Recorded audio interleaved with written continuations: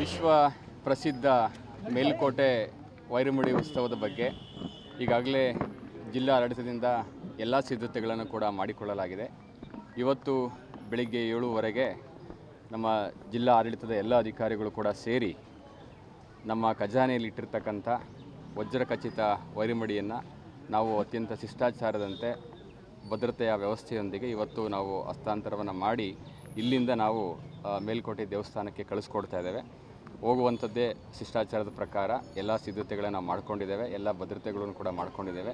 ಇವತ್ತು ಸಂಜೆ ಏನು ವೈರಮುಡಿ ಉತ್ಸವ ನಡೀತದೆ, ಆ ಉತ್ಸವಕ್ಕೂ ಸಂಬಂಧಪಟ್ಟಂತೆ ಬರುವಂಥ ಭಕ್ತಾದಿಗಳಿಗೆ ಯಾವುದೇ ರೀತಿಯ ಅಡಚಣೆಗಳು ತೊಂದರೆಗಳು ಆಗದಂತೆ ಎಲ್ಲ ಸೌಕರ್ಯಗಳನ್ನು ಒದಗಿಸಿಕೊಡುವ ನಿಟ್ಟಿನಲ್ಲಿ ಕೂಡ ಎಲ್ಲ ಸಿದ್ಧತೆಗಳನ್ನು ಮಾಡ್ಕೊಂಡಿದ್ದೇವೆ.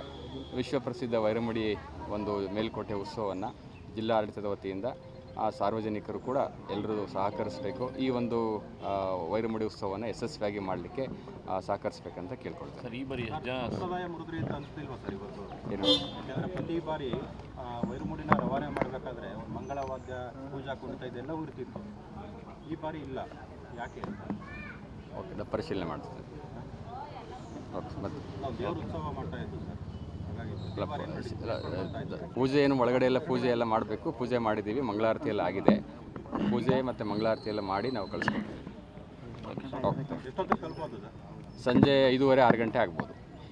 ಮಾನ್ಯ ಜಿಲ್ಲಾಧಿಕಾರಿಗಳು ಹೇಳಿದ ಹಾಗೆ ಸಕಲ ಭದ್ರತಾ ವ್ಯವಸ್ಥೆಯನ್ನು ಕೂಡ ನಾವು ಮಾಡ್ಕೊಂಡಿದ್ದೀವಿ. ಈಗ ಹೆಚ್ಚಿನ ಸಂಖ್ಯೆಯಲ್ಲಿ ಜನ ಆಗಮಿಸುವ ನಿರೀಕ್ಷೆ ಇರೋದ್ರಿಂದ ನಾವು ಈಗಾಗಲೇ ಮೇಲ್ಕೋಟೆಯಲ್ಲಿ ಪೂರ್ವಭಾವಿ ಸಭೆಗಳನ್ನು ಮಾಡಿ ಬಂದೋಬಸ್ತ್ ಸ್ಕೀಮ್ಗಳನ್ನು ರೆಡಿ ಮಾಡಿಕೊಂಡು ಪಾರ್ಕಿಂಗಿಗೆ ಸೂಕ್ತವಾದ ಸ್ಥಳವನ್ನು ಗುರುತಿಸಿ ಅಲ್ಲಿ ಸಾರ್ವಜನಿಕರು ಬಂದಂಥವರು ಪಾರ್ಕಿಂಗ್ ವ್ಯವಸ್ಥೆ ಆಗಿರ್ಬೋದು, ಅವರಿಗೆ ಶೌಚಾಲಯದ ವ್ಯವಸ್ಥೆ ಆಗಿರ್ಬೋದು, ಊಟದ ವ್ಯವಸ್ಥೆ ಆಗಿರ್ಬೋದು, ಎಲ್ಲದರ ಬಗ್ಗೆ ನಿಗಾ ವಹಿಸಿಕೊಂಡು ನಾವು ಭದ್ರತೆಯನ್ನು ಕೈಗೊಂಡಿದ್ದೀವಿ.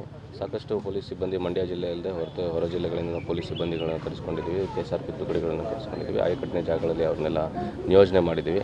ಒಟ್ಟಿನಲ್ಲಿ ಯಾವುದೇ ಭಕ್ತಾದಿಗಳು ಬಂದಾಗ ಅವ್ರಿಗೆ ಯಾವುದು ಅನಾನುಕೂಲ ಆಗದೇ ಇರೋ ರೀತಿಯಲ್ಲಿ ನಾವು ಕ್ರಮನ ವಹಿಸಿದ್ದೀವಿ.